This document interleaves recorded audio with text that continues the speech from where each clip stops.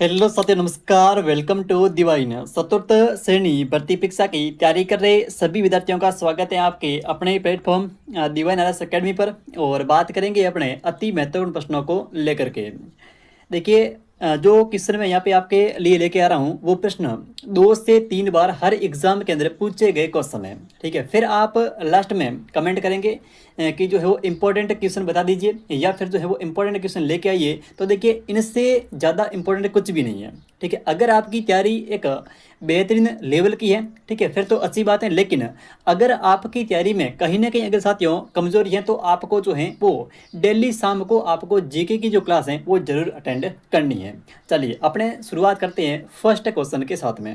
पहला क्वेश्चन देखिए, पहला जो क्वेश्चन है वो है कि कुंभलगढ़ और गोगुंदा के मध्य, ठीक है, कुंभलगढ़ और गोगुंदा के मध्य विस्तृत पठार को किस नाम से जाना जाता है। ठीक है, कुंभलगढ़। देखिए कुंभलगढ़ कहाँ पर है? कुंभलगढ़ जो है ये है अपने राजसमंद जिले के अंदर, और प्लस गोगुंदा जो है ये है अपने उदयपुर के अंदर। गोगुंदा जो है वो है उदयपुर डिस्ट्रिक्ट में और कुंभलगढ़ जो है वो है अपने राजसमंद डिस्ट्रिक्ट में। अब बात को सुनना कि अगर आपको क्वेश्चन के अंदर, ठीक है, ऑप्शन के अंदर या फिर क्वेश्चन के अंदर कुंभलगढ़ और गोगुंदा अगर नहीं हो, ठीक है, तो वहां आपको जो है वो मिलेगा राजसमंद और उदयपुर। तो भी आपको ध्यान में रखना है कि कुंभलगढ़ कहाँ पर है। कुंभलगढ़ जो है वो तो है राजसमंद के अंदर और गोगुंदा जो है वो है अपने उदयपुर जिले के अंदर। अब इनमें से कौन सा ऑप्शन यहाँ पे सही होगा? ठीक है, ऑप्शन ए देखिए, लसाड़िया का पठार, गोगुंदा का पठार, या फिर बुराट का पठार, या फिर उड़िया का पठार। ठीक है, इनमें से कौन सा ऑप्शन आपका जो है वो सही होगा? देखिए सबसे पहले अगर हम यहाँ पे बात करें किसकी, लसाड़िया के पठार की, तो शायद कल की क्लास में लसाड़िया पठार को लेकर के कोई क्वेश्चन आया था। तो उस समय मैंने आपको कहा था कि ये जो पठार है, ठीक है, इसके बारे में आपको दो चीजें ध्यान में रखनी है और दोनों क्वेश्चन कई बार पूछे गए क्वेश्चन है। सबसे पहला क्वेश्चन यहाँ से बनेगा कि लसाड़िया का पठार जो है ये किस जिले के अंदर है? तो जिला अपना हो जाएगा उदयपुर जिला। पहला पॉइंट जो है वो है कि लसाड़िया का जो पठार है वह किस जिले के अंदर स्थित है? तो जिले का जो नाम है वो है अपना उदयपुर जिला। उसके बाद में बात करें अगर सेकंड पॉइंट की, तो वो ये बनेगा कि राजस्थान का कौन सा पठार जो है वो जयसमंद झील कहाँ पर है? उदयपुर के अंदर है। जयसमंद झील के पूर्व के अंदर है। जयसमंद झील के पूर्व में स्थित है। ठीक है, तो ये देखो लसाड़िया पठार को लेकर के ये दो क्वेश्चन जो है वो आपके बनते हैं। एक तो लसाड़िया का पठार किस जिले के अंदर है? उदयपुर जिला। और एक है कि लसाड़िया का जो पठार है वो किस झील के पूर्व में स्थित है, या फिर जैतसमंद झील के पूर्व में स्थित राजस्थान का कौन सा पठार है? तो वो है अपने लसाड़िया का पठार। फिर बात करें यहाँ पे कुंभलगढ़ और गोगुंदा की, तो यहाँ पे इनके मध्य जो पठार है उसका नाम है कौन सा? यहाँ पे आपका हो जाएगा ऑप्शन जो है वो बी, यानी कि ऑप्शन 3 बुराट का पठार। ठीक है, गोगुंदा का पठार उदयपुर के अंदर है और कुंभलगढ़ और गोगुंदा के मध्य जो पठार है उसका नाम है बुराट का पठार। ठीक है, तो ऑप्शन के अंदर या तो कुंभलगढ़ और गोगुंदा आएगा, या फिर अगर कुंभलगढ़ और गोगुंदा नहीं है तो वहां पे मिलेगा राजसमंद और उदयपुर जिला। क्लियर? उसके बाद में बात करें ऑप्शन डी की। ठीक है, तो ऑप्शन डी में अपने पास में है यहाँ पे उड़िया का पठार। उड़िया को पठार को लेकर के, ठीक है, उड़िया के पठार को लेकर के आपको एक सिंगल पॉइंट जो है वो ध्यान में रखना है, और वो ये है कि उड़िया का पठार जो है वो राजस्थान राज्य का सबसे ऊंचा पठार है। ठीक है, अब क्वेश्चन आपसे पूछे कि राजस्थान का सबसे ऊंचा पठार जो है वो कौन सा है? राजस्थान का सबसे ऊंचा पठार जो है कौन सा है? तो वो है अपने उड़िया का पठार। ठीक है, एक तो ध्यान रखना कि किस जिले के अंदर है और एक इसकी ऊंचाई कितनी है। ठीक है, ये दोनों पॉइंट भी साथ में आपको ध्यान में रखने हैं। तो एक तो जो है वो जिला कौन सा है, तो अपना जिला हो जाएगा सिरोही जिला। ठीक है, राजस्थान का सबसे ऊंचा पठार उड़िया का पठार राजस्थान के कौन से जिले के अंदर है? तो जिले का नाम हो जाएगा सिरोही जिला। उसके बाद में बात करते हैं इसकी ऊंचाई को लेकर के। ठीक है, तो उड़िया का जो पठार है इसकी ऊंचाई है 1360 मीटर। जो उड़िया का पठार है ये साथियों 1360 मीटर ऊंचा है। राजस्थान का सबसे ऊंचा पठार है। ठीक है, राजस्थान के सिरोही जिले के अंदर है। क्लियर? तो इस क्वेश्चन का आपका ऑप्शन जो है वो सही होगा अपना सी, बुराट का पठार। बात करते हैं अपने नेक्स्ट क्वेश्चन को लेकर के। चलिए अगला प्रश्न देखिए। नेक्स्ट क्वेश्चन है कि निम्नलिखित में से कौन सी एक स्थलाकृति और उसकी अवस्थिति, ठीक है, यानी कि उसकी लोकेशन जो है वो यहाँ पे सुमिलित नहीं है। तो आपको यहाँ पे बताना है कि कौन सा यहाँ पे जो है वो सही नहीं है। ऑप्शन ए देखिए, सबसे पहले बोराट का पठार। देखिए, एक तो होता है भूमट और एक होता है बुराट। आपका जो सबसे बड़ा कंफ्यूजन है वो है बुराट और भूमट को लेकर के, ठीक है। तो सबसे पहले हम समझते हैं कि बुराट कहाँ पे आएगा और भूमट कहाँ पे आएगा, ठीक है। मैं एक यहाँ पे नाम लिखता हूँ पठार का, और वो है भूमट का पठार, ठीक है। देखिए, भूमट के अंदर जो है वो मठ आ रहा है। यहाँ पे देखिए, भूमट शब्द के अंदर मठ आ रहा है, और मठ कहाँ पे होता है? मठ होता है डूंगरों के अंदर, यानी कि ये जो भूमट का पठार है ये है डूंगरपुर के अंदर, ठीक है। भूमट का जो पठार है साथियों, ये कहाँ पर है? ये है अपने डूंगरपुर के अंदर। तो देखिए, मठ और मठ कहाँ पे होते हैं? मठ जो होते हैं वो होते हैं डूंगर के अंदर, ठीक है। तो भूमट, जहाँ पर भी भूमट का नाम आएगा, ठीक है, जहाँ पर भी भूमट पठार का नाम आ जाएगा वहाँ पे आपको जो है ऑप्शन के अंदर ये डूंगरपुर डिस्ट्रिक्ट, ठीक है, जरूर देखने को मिलेगा।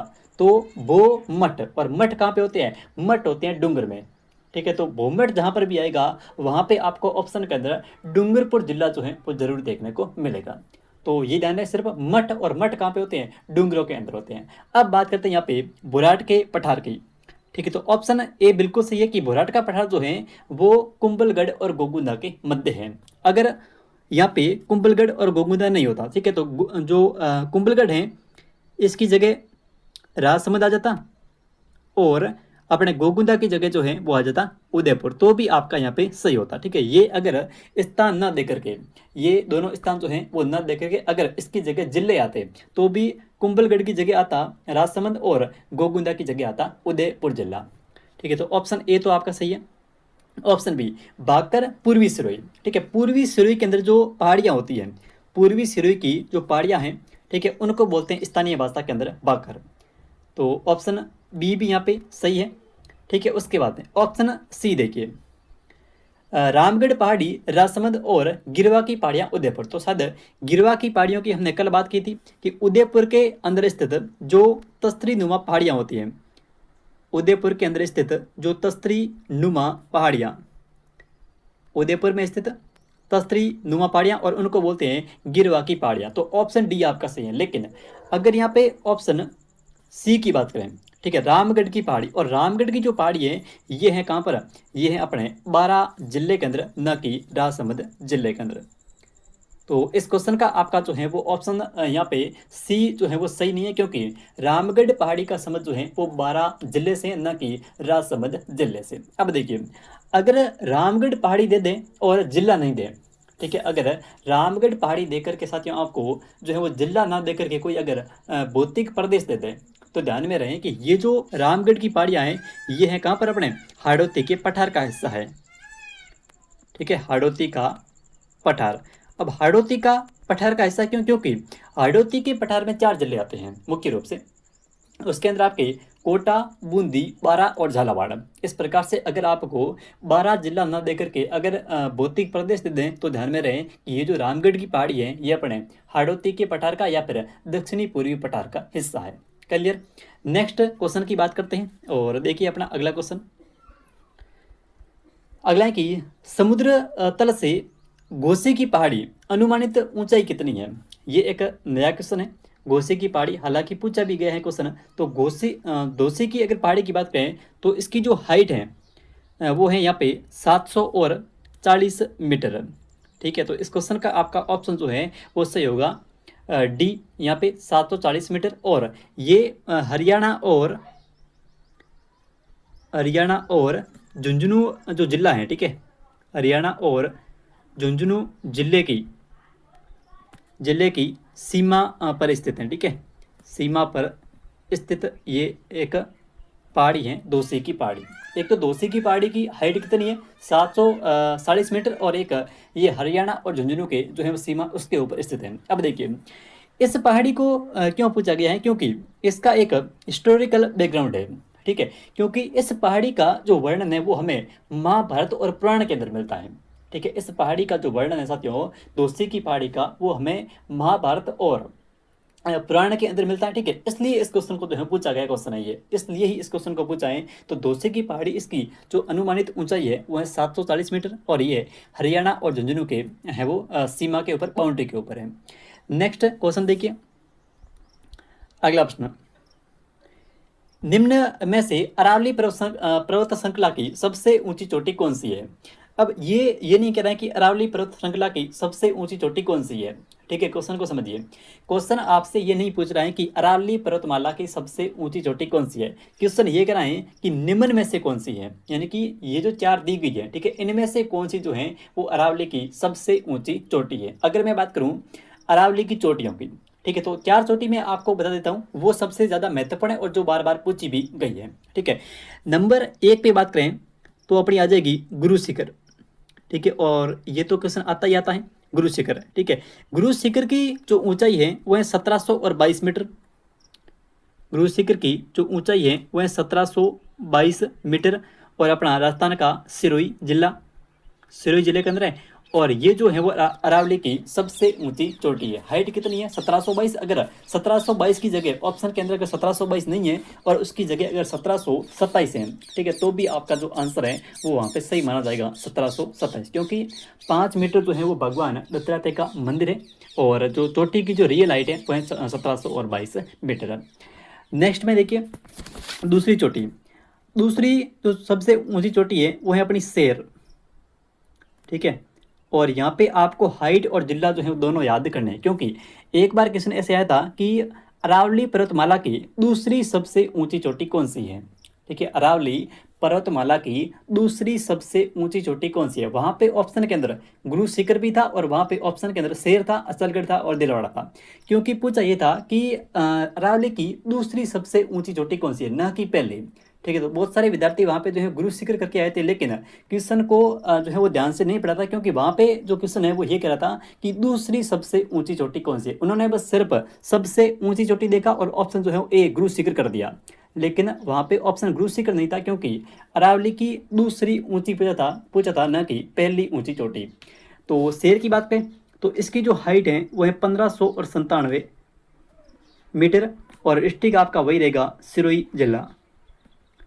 ऑप्शन 3 देखिए, सॉरी ऑप्शन 3 नहीं, मैं चोटियों की बात कर रहा हूँ, तो ऑप्शन आपका यहाँ पे 3 नंबर शेर के बाद में आती देलवाड़ा, शेर के बाद में आएगी देलवाड़ा, और देलवाड़ा की जो हाइट है वह 1442 मीटर, और देलवाड़ा के लिए भी वही जिला सिरोही जिला, ठीक है। देलवाड़ा की जो हाइट है वो है 1442 मीटर। उसके बाद में नंबर 4 पे जो चोटी है वो है अपनी जरगा, ठीक है, नंबर 4 पे आएगी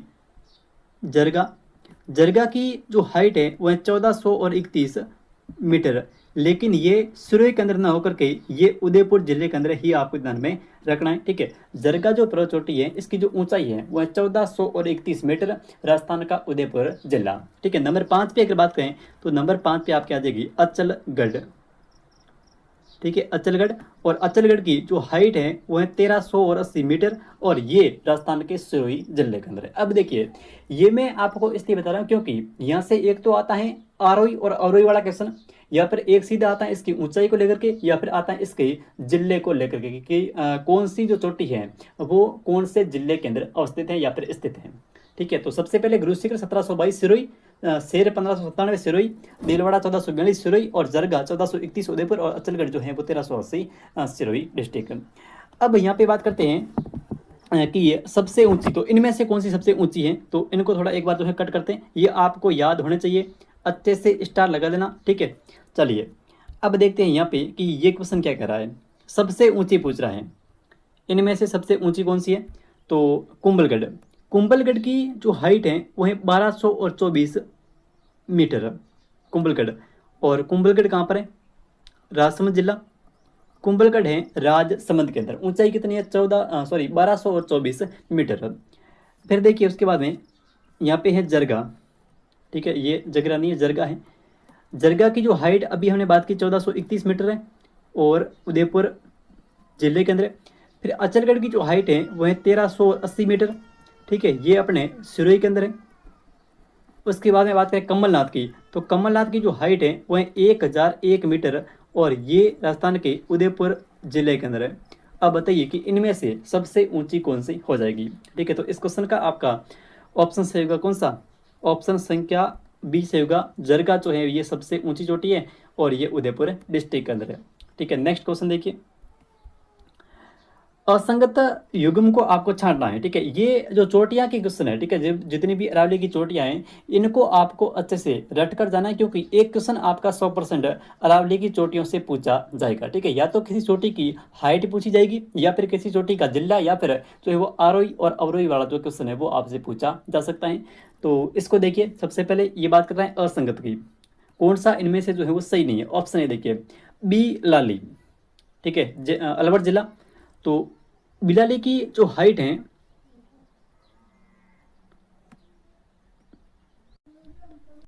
बिलाली की जो हाइट है वो हो जाएगी 775 मीटर, और जिला हो जाएगा अलवर। तो आपका ऑप्शन जो है वो एक सही है। बिलाली की जो ऊंचाई है वो है 775 मीटर, और राजस्थान का अलवर जिला। फिर बात करते हैं ऑप्शन बी की। तो ऑप्शन बी के अंदर है बाबाई। ठीक है, बाबाई जो है इसके लिए जिला हो जाएगा जयपुर जिला। इसकी जो हाइट है वो हो जाएगी 780 मीटर। ठीक है, तो बिलाले की जो हाइट है वो है 775 मीटर ऊंचाई, अलवर जिला। और बाबाई की जो हाइट है वो है 780 मीटर, राजस्थान का जयपुर जिला। फिर बात करें ऑप्शन सी की। तो ऑप्शन सी के अंदर है कुंभलगढ़। कुंभलगढ़ जो है ये है राजसमंद के अंदर। और कुंभलगढ़ की हाइट की बात करें तो कुंभलगढ़ की जो ऊंचाई है ये हो जाएगी 1224 मीटर। 1224 मीटर, और डिस्ट्रिक्ट हो जाएगा आपका राजसमंद डिस्ट्रिक्ट है। उसके बाद में बात करें बोजागढ़ की, और यहाँ पे है सीकर। तो बोजागढ़ और सीकर ये आपका ऑप्शन जो है वो सही नहीं है, यानी कि असंगत है, क्योंकि बोजागढ़ की बात करें तो इसकी जो हाइट है वो है 997 मीटर। बोजागढ़ की जो हाइट है वो है 997 मीटर। अगर आपसे डिस्ट्रिक्ट पूछे तो यहाँ पे है सिरोही। तो बोजागढ़ जो है ये सिरोही के अंदर ना होकर के आपके झुंझुनू जिले के अंदर है। ठीक है, बोचागढ़ जो है ये साथियों सिरोही के अंदर नहीं है, बल्कि सीकर के अंदर नहीं है, बल्कि कहाँ पर है, झुंझुनू डिस्ट्रिक्ट के अंदर है। तो इस क्वेश्चन का आपका ऑप्शन जो है वो यहाँ पे डी असंगत है, क्योंकि बोचागढ़ जो है वो है झुंझुनू के अंदर, और हाइट अगर आपसे पूछे तो करना है 997 मीटर। बात करते हैं अपने नेक्स्ट क्वेश्चन की। चलिए अगला प्रश्न देखिए, विंध्यन कगार किस प्रकार की चट्टानों से निर्मित है। विंध्यन कगार जो है ये साथियों किस प्रकार की चट्टानों से निर्मित है। ऑप्शन ए देखिए basalt, option B quartzite, option C बालू का पत्थर, ऑप्शन डी है ग्रेनाइट। तो कौन सा ऑप्शन यहाँ पे सही होगा। अगर बात करें विंध्यन कगार की, तो एक बार एक क्वेश्चन आया था कि विंध्यन कगार निम्नलिखित में से कौन सा एक जो है वो अपने कह सकते हैं कि भौतिक प्रदेश का हिस्सा जो है वो अरावली का हिस्सा नहीं है। ठीक है, निम्नलिखित में से कौन सा एक जो है वो अरावली का हिस्सा नहीं है। तो क्वेश्चन ऐसे आया था, तो उनमें आपको जो ऑप्शन आपका सही था वो था विंध्यन कगार। ठीक है, क्योंकि अगर बात करें विंध्यन कगार की, तो विंध्यन कगार जो है ये हाड़ौती के पठार का हिस्सा है। हाड़ौती का पठार, या फिर इसी को बोलते हैं राजस्थान का दक्षिणी पूर्वी पठार। राजस्थान का दक्षिणी पूर्वी पठार। विंध्यन कगार की बात करें तो विंध्यन कगार जो है ये हाड़ौती का पठार या फिर राजस्थान के दक्षिणी पूर्वी पठार का हिस्सा है, न कि अरावली पर्वतमाला का। तो क्वेश्चन ऐसे बना था कि निम्न में से कौन सा एक अरावली का हिस्सा नहीं है। तो वहां पे आपका जो ऑप्शन था वो था डी से, क्योंकि ये जो विंध्यन कगार है ये हाड़ौती के पठार का हिस्सा या फिर दक्षिणी पूर्वी पठार का हिस्सा है। अगर बात करें विंध्यन कगार की, तो सेकंड पॉइंट यहाँ से ये बन सकता है कि ये जो है वो किन नदियों के द्वारा निर्मित है। विंध्यन कगार जो है ये किन नदियों के द्वारा निर्मित है। तो नदियों में आपको ध्यान रखना है, एक तो चंबल नदी और प्लस बनास नदी। चंबल और बनास नदी, ये क्वेश्चन जो है वो पूछा गया क्वेश्चन है कि विंध्यन कगार जो है ये किन नदियों का भाग है या फिर किन नदियों का हिस्सा है। तो ये अपने चंबल और बनास का हिस्सा है। ठीक है, तो आपको ही ध्यान रखना है चंबल और बनास रिवर। फिर बात करते हैं यहाँ पे इसकी चट्टानों की। ठीक है, तो चट्टानों में आपका ऑप्शन जो है कौन सा, ऑप्शन आपका सी से होगा बालू का पत्थर। इस क्वेश्चन का ऑप्शन सी से होगा बालू का पत्थर। विंध्यन कगार जो है ये बालू का पत्थर से निर्मित है। नेक्स्ट क्वेश्चन देखिए, चंबल नदी का उद्गम स्थल कहाँ से होता है। ठीक है, ऑप्शन ए में जानापाव की पहाड़ियाँ, खमरोर की पहाड़ियाँ, नाग पहाड़ियाँ, या फिर गोगुंदा की पहाड़ियाँ। तो कौन सा ऑप्शन यहाँ पे से होगा कि चंबल नदी का उद्गम स्थल कहाँ से होता है। ठीक है, चंबल नदी का उद्गम की बात करें, ठीक है, तो चंबल निकलती है जानापाव की पहाड़ियों से। ठीक है, चंबल नदी का जो उद्गम स्थल है वो है जानापाव की पहाड़ियाँ। जानापाव की पहाड़ियाँ कहाँ पर हैं, तो जानापाव की पहाड़ियाँ जो हैं ये है मध्य प्रदेश यानी कि एमपी के अंदर। यहाँ से निकल करके चंबल नदी जो है वो राजस्थान के अंदर 84 से प्रवेश करती है। ठीक है, राजस्थान के अंदर 84 चौरासीगढ़ नामक स्थान से ये जो है चंबल नदी ये प्रवेश करती है राजस्थान के अंदर। राजस्थान में चंबल नदी का प्रवेश जो है वो कहाँ से होता है, तो ये आपको ध्यान रखना है कि चंबल नदी का प्रवेश राजस्थान के अंदर चौरासीगढ़ से होता है। ठीक है, फिर अगर बात करें चंबल नदी की, ठीक है, तो चंबल में मोटे तौर पर आपको ध्यान में ये रखना है कि चंबल के ऊपर एक तो बांधों की संख्या कितनी है, ठीक है, एक तो क्यों सुना सकता है बांधों की संख्या को लेकर के कि चंबल नदी के ऊपर कुल कितने बांध जो है वो बड़े हुए हैं, तो चंबल पर कुल जो है वो 4 बांध निर्मित हैं। क्लियर। उसके बाद में बात करें चंबल की, तो चंबल के ऊपर एक जलप्रपात है, ठीक है, और उस प्रपात का नाम है चुलिया जलप्रपात। क्वेश्चन कई बार आया है कि चुलिया जलप्रपात जो है ये किस नदी के ऊपर है, ठीक है, तो अगर बात करें साथियों चुलिया जलप्रपात की, तो ये अपने चंबल नदी के ऊपर निर्मित है। तो ये पॉइंट आपको ध्यान में रखने होते हैं कि एक तो इसका जो उद्गम होता है वो होता है जानापाव की पहाड़ियाँ मध्य प्रदेश से, ठीक है, राजस्थान में प्रवेश करती है चौरासीगढ़ चित्तौड़गढ़ से। उसके बाद में बात करें इसके ऊपर बने बांधों की संख्या, तो बांधों में 4 बांध है। सबसे जो पहला बांध है वो है गांधी सागर बांध, जो कि अपने राजस्थान के अंदर नहीं है। 3 बांध राजस्थान के अंदर है और एक जो बांध है वो है अपने मध्य प्रदेश के अंदर, ठीक है। तो मध्य प्रदेश में कौन सा है, जो पहला बांध है गांधी सागर, ठीक है, वो है। देखो यहाँ पे इतनी जगह नहीं है ताकि मैं आपको पूरा जो है बता देता कि कौन सा बांध कहाँ पर है। तो ऐसे याद रखना है कि गांधी जी जो हैं वो अपने राजस्थान के नहीं है, ठीक है, गांधी जी जो हैं वो अपने कहाँ के हैं, गांधी जी अपने राजस्थान के नहीं है, यानी कि गांधी सागर जो बांध है वो कहाँ पर है, मध्य प्रदेश के अंदर है। बाकी 3 बांध अपने कहाँ पर है, राजस्थान राज्य के अंदर है। तो राजस्थान में जो सबसे पहला बांध है वो है राणा प्रताप सागर बांध, ठीक है। उसके बाद में हम बात करते हैं जवाहर सागर बांध, जहाँ से 99 मेगावाट विद्युत का उत्पादन किया जाता है, ठीक है। उसके बाद में हम बात करते हैं कोटा जो है वो कोटा बैराज बांध। तो इस प्रकार से चंबल के ऊपर कुल जो बांधों की संख्या है वो है अपने 4, ठीक है। अब हम बात करते हैं अपने नेक्स्ट क्वेश्चन की, और थोड़ा एक बार यहाँ पे देख लेते हैं, लेकिन इसको आगे भी पढ़ सकते हैं। चलिए मैं आपको बता देता हूँ ऑप्शन के अकॉर्डिंग। तो आगे देखिए ऑप्शन ए तो अपना हो गया चंबल के लिए, ठीक है, तो इस क्वेश्चन का आपका ऑप्शन ए सही होगा, ठीक है। अब जो 3 ऑप्शन है थोड़ा उनको देख लेते हैं ताकि क्या पता क्वेश्चन यहाँ से भी आ जाए। देखो क्वेश्चन तो कहीं से भी आ सकता है, आपको जो है वो हर एक चीज़ को दिमाग में रखना होता है कि किस प्रकार से वहाँ पे जो है आपको अपना प्रेजेंटेशन देना है। तो खमलोर की पहाड़ियों से जो नदी निकलती है उस नदी का नाम है बनास नदी, ठीक है। अब क्वेश्चन ऐसे आ जाए कि बनास नदी का उद्गम स्थल कहाँ से होता है, ठीक है, तो खमलोर की पहाड़ियाँ, और खमलोर की पहाड़ियाँ कहाँ पर है, तो ये है अपने राजसमंद जिले के अंदर। क्लियर है, खमलोर की पहाड़ियाँ राजस्थान का कौन सा जिला, राजसमंद जिला, ठीक है। खमलोर की पहाड़ियाँ, राजसमंद जिला और बनास नदी। तो खमलोर की पहाड़ियों से बनास नदी का उद्गम होता है। उसके बाद में ऑप्शन बी देखिए नाग पहाड़ियाँ। देखो नाग पहाड़ियों की जो हाइट है वो है 700 और 95 मीटर, ये हमने कल बात की थी। और यहाँ से जो नदी निकलती है उस नदी का नाम है लूणी। और नाग पहाड़ियाँ है कहाँ पर, तो ये है अपने अजमेर जिले के अंदर। उसके बाद में ऑप्शन देखिए गोगुंदा की पहाड़ियाँ। तो गोगुंदा की पहाड़ियों से जिस नदी का उद्गम होता है वो कौन सी नदी है, ठीक है। गोगुंदा की पहाड़ियों से कौन सी नदी निकलती है बताइए थोड़ा, गोगुंदा की पहाड़ियाँ कौन सी हो जाएगी, 1 सेकेंड। हाँ गोगुंदा की पहाड़ियाँ ये अपने उदयपुर के अंदर है, ठीक है, कई बार याद नहीं आता है अचानक से। देखिए ये है अपने उदयपुर के अंदर, और गोगुंदा की पहाड़ियों से जो नदी निकलती है उसका नाम है कौन सी, आयड़ नदी, आयड़ नदी। अब तो बस देखिए आयड़ नदी एक बार इतना पता चल जाए कि कहाँ से निकलती है, उसके बाद में तो देखिए आयड़ नदी, आयड़ का जो उद्गम होता है वो होता है गोगुंदा की पहाड़ियाँ उदयपुर से। आयड़ नदी का जो उद्गम होता है वो होता है गोगुंदा की पहाड़ियाँ उदयपुर से, ठीक है।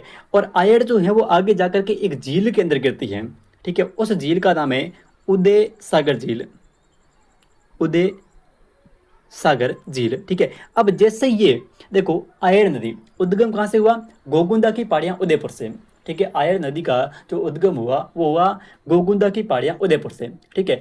अब यहाँ से इस नदी का आयड़ गिरी उदय सागर के अंदर, ठीक है। आयड़ जो है वो गिरती है उदय सागर में, और जैसे ये उदय सागर से बाहर निकलती है तो इसका जो नाम है वो हो जाता है क्या, बेड़च नदी, ठीक है। तो ये आपको मोस्टली ध्यान में रखना है कि जो आयड़ नदी है, ठीक है, ये किस झील में गिरने के बाद में इसका जो नाम है वो साथियों बेड़च हो जाता है, ठीक है। तो ये आयड़ के नाम से उदय सागर में गिरती है और उसके बाद में यानी कि इस झील से आगे जो इसका नाम है वो हो जाता है बेड़च। क्लियर। तो आयर नदी, उदय सागर, इसके बाद में बेड़च, और गोगुंदा की पहाड़ियाँ उदयपुर इसका उद्गम स्थल है। अपने बात करते हैं नेक्स्ट क्वेश्चन की। चलिए, वन की आशा, अगला क्वेश्चन है। देखिए, अगर किसी भी क्वेश्चन के अंदर आपको थोड़ा सा डाउट लगता हो, ठीक है, हो सकता है मेरे पढ़ाने में कहीं ना कहीं मैं आपको जो है वो गलत थोड़ा सा कर दूं, तो आपको जो है कमेंट करके जरूर बताना है। चलिए, वन की आशा कौन सी नदी को कहा जाता है? ठीक है, वन की आशा जो है वो कौन सी नदी कहलाती है? अपने चंबल, बनास, जाखम या फिर सोम। तो इस क्वेश्चन का आपका ऑप्शन जो है वो सही होगा कौन सा? बनास। ठीक है, बनास। अब देखिए, बनास के ऊपर आपको एक रिवर दिख रही है और वो है चंबल। ठीक है, तो चंबल में ध्यान में ये रखना कि कौन सी जो है वो चंबल की सहायक नदियां हैं। तो बनास जो नदी है ये चंबल की सबसे बड़ी सहायक है, चंबल की सबसे बड़ी सहायक नदी, सबसे बड़ी सहायक नदी। ठीक है, चंबल नदी की सबसे जो बड़ी सहायक नदी है वो है बनास नदी। इसके अलावा बात करें तो एक तो देखिए अपनी पार्वती नदी, ये पार्वती जो है वो चंबल की सहायक है। ठीक है, पार्वती जो है ये चंबल की सहायक है। और पार्वती, काली सिंध, काली सिंध और बनास। ठीक है, बनास तो हो गया। तो ध्यान रहे कि पार्वती नदी, काली सिंध नदी और बनास नदी, तो ये जो है अपने बनास की सहायक नदियां हैं। फिर यहाँ पे बात करें बनास की। ठीक है, तो बनास जो है इसके बारे में आपको 2 पॉइंट ध्यान में रखने हैं। एक तो ये पूर्णतः राजस्थान के अंदर बहने वाली सबसे लंबी नदी है, पूर्णतः राजस्थान में बहने वाली सबसे लंबी नदी है। पूर्ण रूप से, पूर्णतः यानी कि या फिर पूर्ण रूप से राजस्थान के अंदर बहने वाली राजस्थान की सबसे लंबी नदी कौन सी है? तो वो है कौन सी? बनास नदी। अगर ओवरऑल ऐसे नहीं दें और क्वेश्चन ऐसे आ जाए कि राजस्थान के अंदर बहने वाली सबसे लंबी नदी कौन सी है, तो राजस्थान के अंदर बहने वाली जो सबसे लंबी नदी है वो है चंबल। लेकिन क्वेश्चन ऐसे आ जाए कि पूर्णतः राजस्थान के अंदर बहने वाली सबसे लंबी नदी कौन सी है, तो वो है अपनी बनास नदी। ठीक है, तो एक पॉइंट तो ये ध्यान रखना कि पूर्णतः राजस्थान में बहने वाली सबसे जो लंबी नदी है वो है बनास नदी। सेकंड पॉइंट यहाँ से बनेगा तो वो ये बनेगा कि एक बांध है और उस बांध का नाम है बिसलपुर बांध। बिसलपुर बांध है कहाँ पर? टोडा रायसिंह टोंक के अंदर है, जो चंबल नदी के ऊपर निर्मित, सॉरी बनास नदी के ऊपर निर्मित है। ठीक है, तो बनास नदी इसके ऊपर जो बांध है वो है बिसलपुर बांध, और किस जिले के अंदर है? टोडा रायसिंह कस्बा टोंक के अंदर है। नेक्स्ट क्वेश्चन देखिए, तो इस क्वेश्चन का आपका ऑप्शन जो है वो सही होगा बी, बस सही होगा यानी कि बी, तो बनास नदी। नेक्स्ट देखिए अगला, बेड़च नदी को अन्य किस नाम से जाना जाता है? तो ये क्वेश्चन हमने कर लिया कि बेड़च को अन्य किस नाम से जाना जाता है। बेड़च को जो अन्य नाम है वो है आयड़ नदी। तो इस क्वेश्चन का आपका ऑप्शन जो है वो सही होगा अ, यानी कि आयड़ नदी, आयड़ या फिर बेड़च। नेक्स्ट देखिए, कोठारी नदी, कोठारी नदी पर मेजा बांध कहाँ पर बनाया गया है? तो देखिए यहाँ पर भी आपके 2 क्वेश्चन बन जाते हैं। एक तो ये कि कोठारी नदी के ऊपर कौन सा बांध है, तो वो बांध है मेजा, क्योंकि क्वेश्चन डायरेक्ट आता है कि मेजा बांध जो है वो किस नदी के ऊपर निर्मित है। मेजा बांध जो है वो किस नदी के ऊपर निर्मित है, तो वो है अपने कौन सी नदी? कोठारी नदी के ऊपर है। ठीक है, अब देखिए कोठारी, तो ये बांध जो है वो कहाँ पर है? ये है भीलवाड़ा के अंदर। बांध जो है वो कहाँ पर है? ये जो बांध है साथियों ये है अपने भीलवाड़ा के अंदर। तो इस क्वेश्चन का आपका ऑप्शन जो है वो एक से होगा, कोठारी के ऊपर जो है वो है भीलवाड़ा के अंदर। फिर देखिए नेक्स्ट कि इसके ऊपर, कोठारी के ऊपर एक सभ्यता है और उस सभ्यता का नाम है बागोर सभ्यता। हमने पढ़ा है बागोर के बारे में। तो बागोर सभ्यता ये इस कोठारी नदी के ऊपर, कोठारी नदी के किनारे है। ठीक है, बागोर सभ्यता जो है ये साथियों कोठारी नदी के किनारे विकसित हुई है। उसके बाद में बात करें इस बागोर सभ्यता की, तो यहाँ से जो है वो सबसे प्राचीन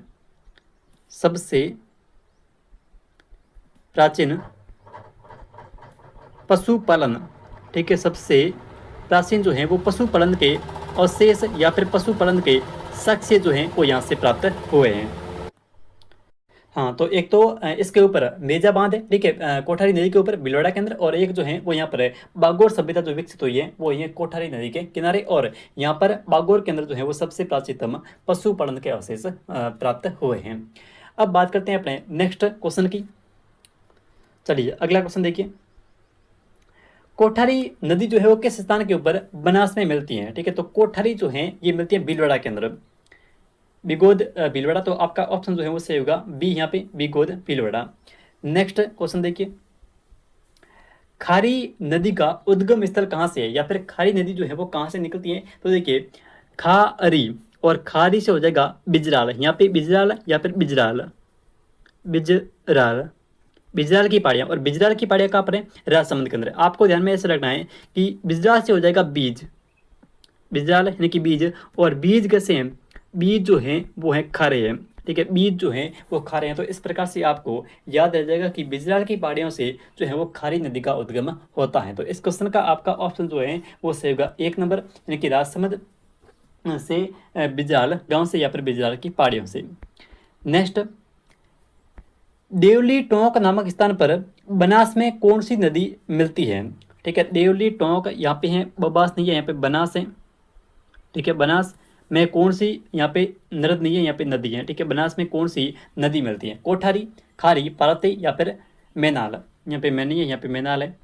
तो ध्यान में रहे, यहाँ पे आपका ऑप्शन जो है वो सही होगा बी, खारी नदी, ठीक है।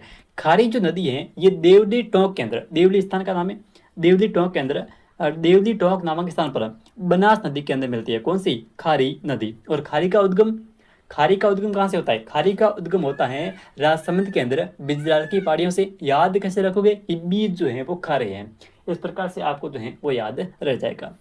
नेक्स्ट देखिए,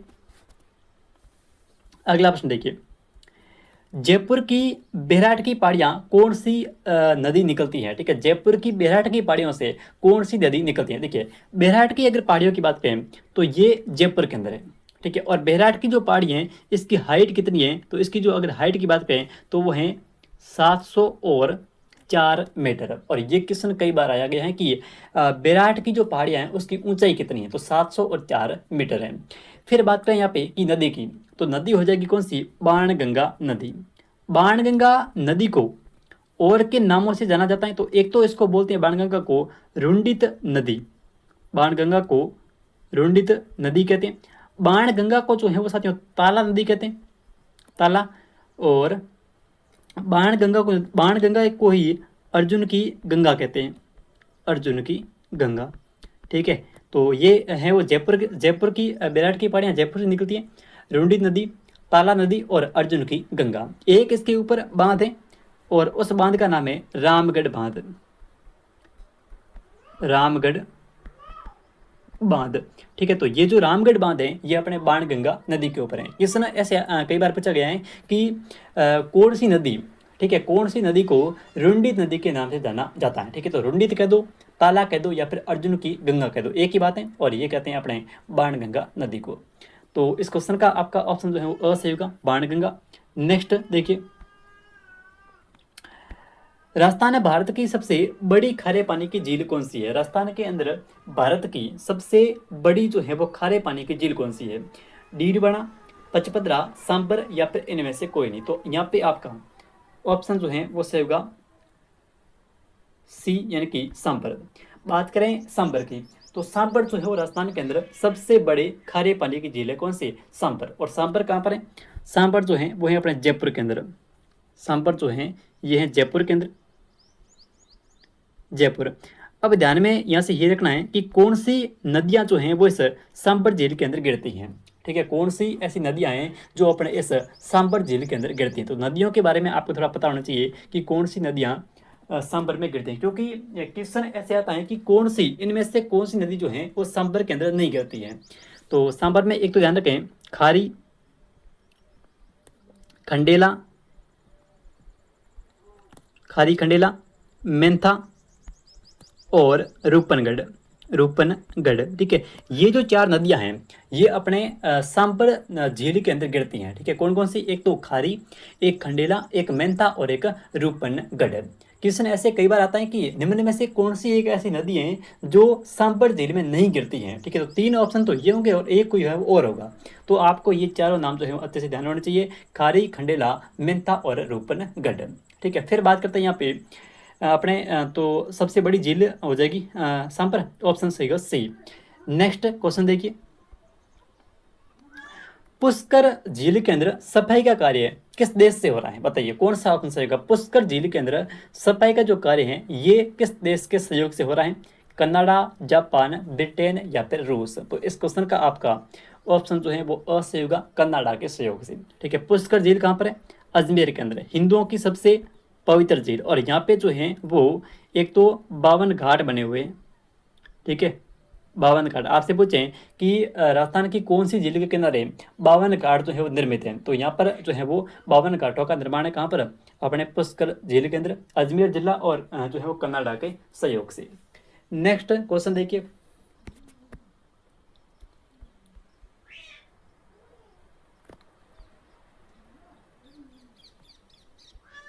हाँ जी, सांभर झील में नमक उत्पादन का कार्य हिंदुस्तान नमक कंपनी द्वारा किया जा रहा है, ये किसका उपक्रम है?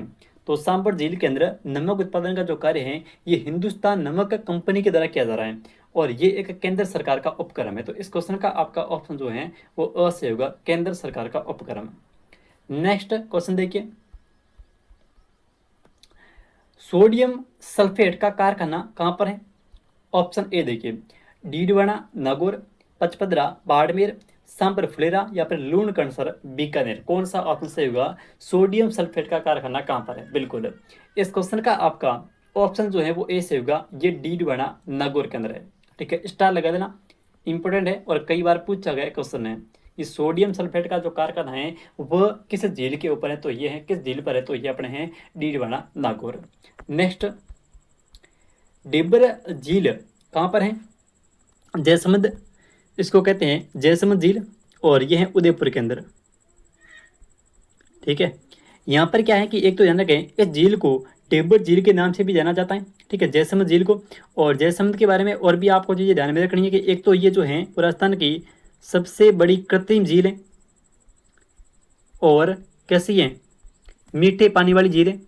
ठीक है, मीठे पानी की राजस्थान की वह झील जो मीठे पानी की है और सबसे बड़ी कृत्रिम झील है, कौन सी हो जाएगी? जयसमंद झील। और जयसमंद को झील को, ठीक है, जयसमंद झील को डेबर झील के नाम से भी जाना जाता है। ठीक है, तो कुछ पॉइंट और भी बन सकते हैं यहाँ से। एक तो यहाँ पे बनता है कि इसके ऊपर जो है वो 7 टापू हैं। सबसे जो बड़ा टापू है ये किस आगे आ जाएगा? 7 टापू। इसमें से जो सबसे बड़ा टापू है वो है बाबा का भांगड़ा और जो सबसे छोटा टापू है वो है प्यारी। ठीक है, सबसे बड़ा टापू, ठीक है, सबसे बड़ा कौन सा? बाबा का भांगड़ा। मैं यहाँ पे सिर्फ भांगड़ा लिख रहा हूँ, भांगड़ा, बाबा का भांगड़ा। और सबसे छोटा, छोटा हो जाएगा यहाँ पे प्यारी। ठीक है, तो सबसे बड़ा हो जाएगा बाबा का भांगड़ा और सबसे छोटा हो जाएगा प्यारी। फिर ध्यान में ये रखना कि यहाँ पर सिंचाई के लिए 2 नहरें निकाली गई है। ठीक है, कहाँ से? इस जयसमंद झील से। ठीक है, 2 नहरें और एक नहर का नाम है श्यामपुरा, श्यामपुरा, और जो दूसरी नहर है उसका नाम है भाट। ठीक है, तो श्यामपुरा और भाट नहर ये सिंचाई के उद्देश्य से निकाली गई है और ये किस नदी से, सॉरी, किस झील से निकाली गई है? तो ये अपने इस जयसमंद झील से निकाली गई है। ठीक है, तो श्यामपुरा और भाट नहरों का संबंध जो है वो जयसमंद झील से है। बढ़ते हैं आगे और देखते हैं अपना नेक्स्ट क्वेश्चन। इसका निर्माण स्वाई जयसिंह ने करवाया। जयसमंद झील के पास में बड़े और छोटे टापू का नाम क्या है? तो देखिए, जो सबसे बड़ा टापू है उसको बोलते हैं बाबा का बांगड़ा, क्योंकि बाबा हमेशा बड़े होते हैं, बाबा का बांगड़ा। और छोटा होता है वो प्यारा होता है, तो छोटा टापू जो है वो हो जाएगा प्यारी। तो ऑप्शन संख्या ए सही होगा। ठीक है, नेक्स्ट देखिए। जयसमंद झील के उत्तरी भाग को नौ चौकी कहा जाता है। ठीक है, वहां पर पति संस्कृत के शिलालेख पर किसका इतिहास है? राजसमंद झील। देखो, राजसमंद झील पर एक तो है नौ चौकी, आपको याद ऐसे रखना है कि राजसमंद नौ चौक, एक सेकंड, नौ चौकी की पाल पर घेवर राज करे। ये एक छोटी सी ट्रिक है, ठीक है, जो मैंने ही बनाई है कि देखो, नौ चौकी की पाल पर घेवर राज करे। तो ये आपको क्या ध्यान रखना है? ध्यान ये रखना है कि एक तो नौ चौकी की पाल, ये कहाँ पर है? राज इनकी राजसमंद। देखो, राज से हो जाएगा राजसमंद और नौ चौकी की पाल, देखिए नौ चौकी जो है उसकी पाल कहाँ पर है? राजसमंद की राज। और घेवर से हो जाएगा घेवर माता का मंदिर। ठीक है, घेवर ऊपर लिखा हुआ घेवर, तो घेवर माता का मंदिर, माता का मंदिर। तो ये आपको थोड़ा ध्यान रखना है कि राजसमंद स्थित जो अपनी राजसमंद झील है, ठीक है, वहाँ पे एक तो नौ चौकी पाल है और एक यहाँ पे घेवर माता का मंदिर है, ठीक है। ट्रिक ये है कि नौ चौकी की पाल पर जो है वो घेवर राज करें। तो नौ चौकी यानी कि नौ चौकी की पाल और घेवर से हो जाएगा घेवर माता, राज करे यानी कि राजसमंद झील। चलिए नेक्स्ट क्वेश्चन की बात करते हैं।